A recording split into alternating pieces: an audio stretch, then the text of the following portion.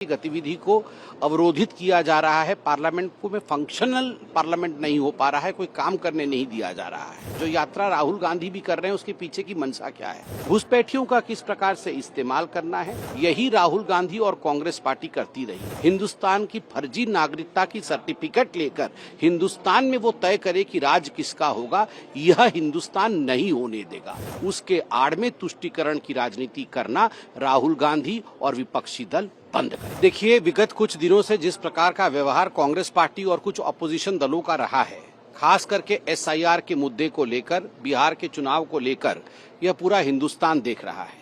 मैं पार्लियामेंट के बाहर खड़ा हूं, आप सभी देख रहे हैं कि पार्लियामेंट की गतिविधि को अवरोधित किया जा रहा है। पार्लियामेंट को में फंक्शनल पार्लियामेंट नहीं हो पा रहा है, कोई काम करने नहीं दिया जा रहा है। इसके पीछे की मंशा क्या है, जो यात्रा राहुल गांधी भी कर रहे हैं उसके पीछे की मंशा क्या है? इसके पीछे की मंशा केवल एक ही मात्र है, और वह मंशा है किस प्रकार से घुसपैठियों को बचाया जाए।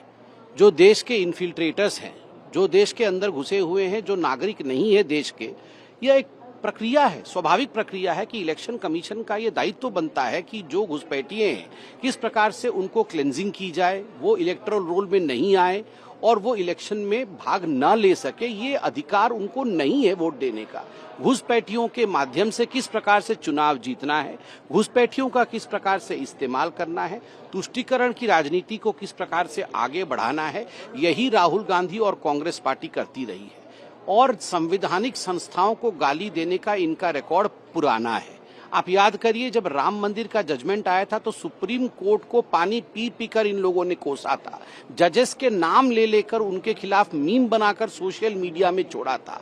और आज इलेक्शन कमीशन ऑफ इंडिया के खिलाफ जिस प्रकार का वक्तव्य सोशल मीडिया के माध्यम से और खुद राहुल गांधी दे रहे हैं, जिन शब्दों का प्रयोग वो कर रहे हैं, मुझे लगता है पूरा हिंदुस्तान उसे एक्सेप्ट नहीं कर रही है, उसे नकार रही है। और हिंदुस्तान देख भी रही है कि खिसियानी बिल्ली खंबा नोचे।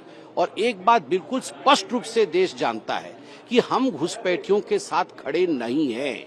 किसी भी कीमत पे घुसपैठिए आकर यहाँ पर वोट दे हिंदुस्तान में, हिंदुस्तान की फर्जी नागरिकता की सर्टिफिकेट लेकर हिंदुस्तान में वो तय करे कि राज किसका होगा, यह हिंदुस्तान नहीं होने देगा। उसके आड़ में तुष्टीकरण की राजनीति करना राहुल गांधी और विपक्षी दल बंद करें।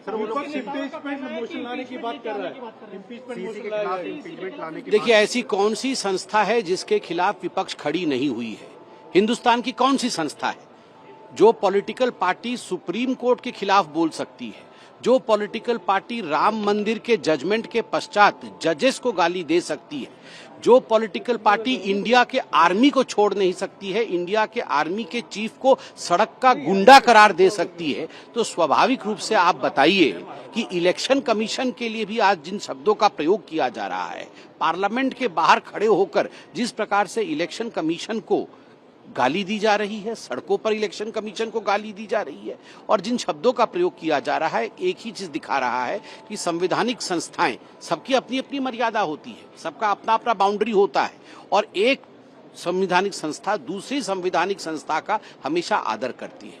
हमारे भी डिफरेंसेस हो सकते थे, पुराने हमारे भी डिफरेंसेस थे, मगर हमने कभी भी ऐसे शब्दों का प्रयोग नहीं किया जो अमर्यादित हो, जो मर्यादा से बाहर हो।